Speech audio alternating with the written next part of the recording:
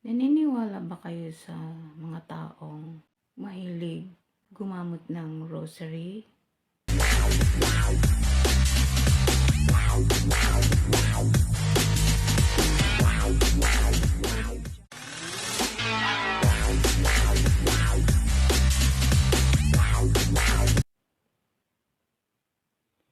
Naniniwala ba kayo sa mga taong mahilig gumamot ng rosary? Saan at para ba talaga yung rosary? Ginagamit niyan para magdasal.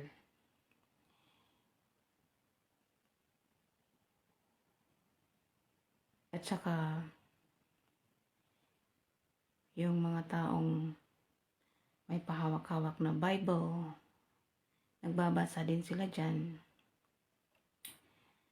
Tsaka, nagdadasal sila, may paluhod-luhod pa. Naniniwala ba kayo dyan?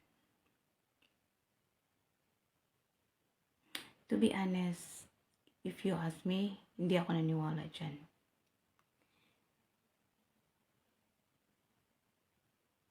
Kasi, marami na ako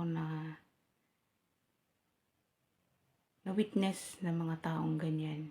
Yung ang hilig nilang magdasal, may pahawak-hawak pang rosary, nagbabasa pa ng Bible, pero sila yung number one na ang sasama ng ugali. Sila yung number one na mga traidor.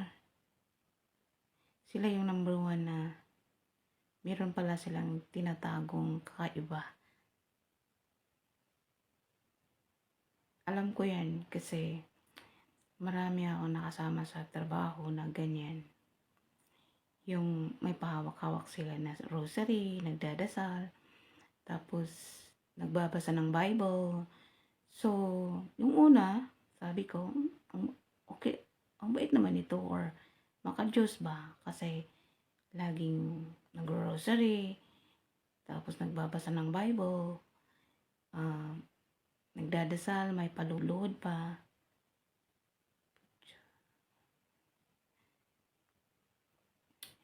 Yun palang nakikita mo sa kanila ay hindi pala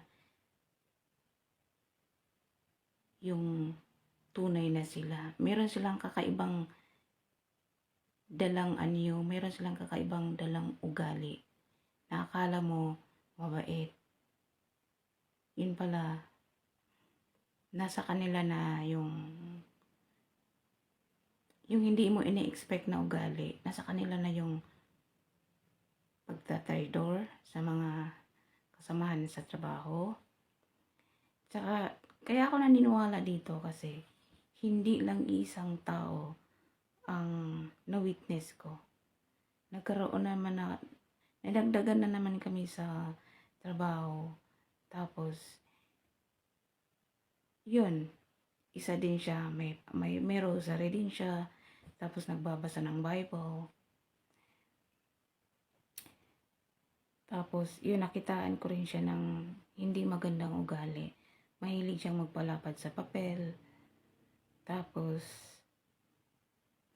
traidor din siya.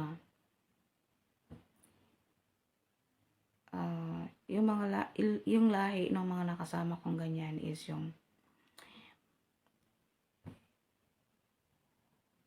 from Philippines, meron ding from Sri Lankan, meron ding kasi may mga Christian na may mga Christian din na taga Sri Lankan. Yan. Tapos Nigerian. Hindi lang iisa ang na-witness ko. Marami sila na ganun ang ginagawa. Nakakala mo ang bait-bait nila kasi maka-Diyos sila. Hindi pala. Kaya mag-iingat kayo sa mga taong ganyan. Mag-ingat kayo sa mga taong madasalin. Sorry to say that. Kasi na-witness ko talaga kung sino pa yung madasalin, sila pa yung mga demonyong ugali. Bakit ko nasabi to? Kasi pag may problema sa trabaho, hindi sila yung tipong tinatakpan nila yung kasama nila para hindi mapasama or whatever, something like that.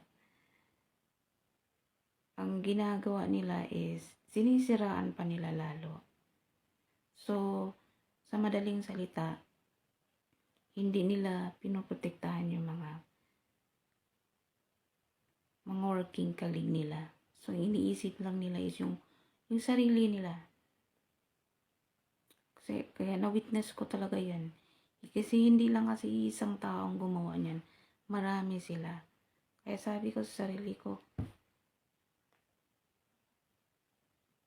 tuwang-tuwa sana ako kasi madasalin sila, nagro-rosary sila, may nagbabasa pa nga sila ng Bible, pero iba pala ang pag-aakala ko.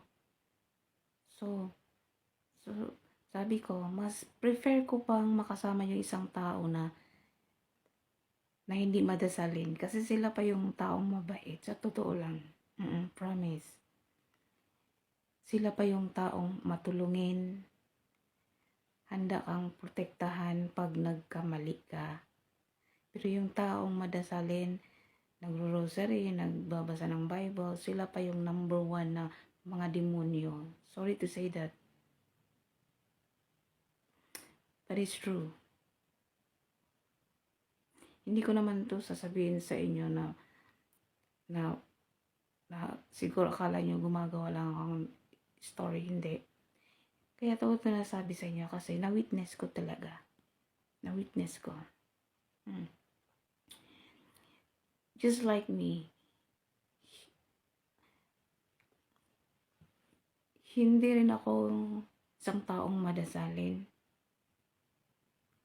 Hindi rin ako nagro-rosary. Hindi rin ako nagbabasa ng Bible. Pero ako yung tipong tao na matulungin, maawain. Trust me, ganyan ako. Tapos yung mga mali ng mga kasamahan ko sa trabaho, as possible, tinatakpan ko sila para hindi sila mapasama. Or kung may mali man sila, hindi ko na pinapalaki. Hindi ko na pinapaabot sa management para hindi na rin sila mapasama. Kasi kawawa din naman sila eh. Pero alam nyo ba yung mga nagro-rosary, humahawak pa ng Bible, nagbabasa, nagdadasal na may paluhod-luhod pa.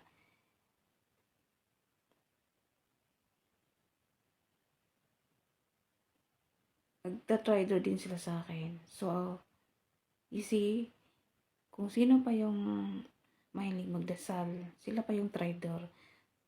Asan sila ngayon? Ba't hindi sila nagtagal sa company? Samantala yung siniraan nila, yun yung nagtagal. O, diba? Kaya mag-ingat kayo sa taong madasalin.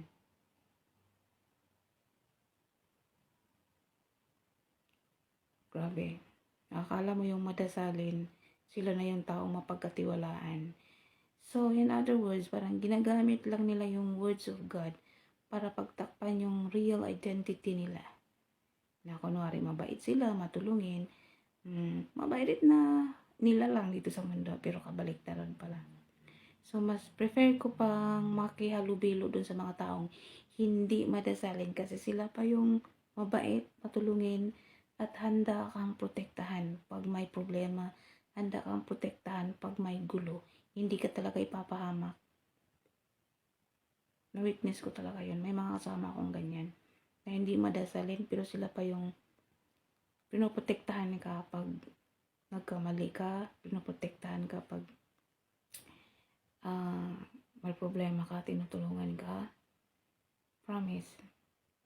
So, ulitin ko, mag-ingat kayo sa mga taong madasalin.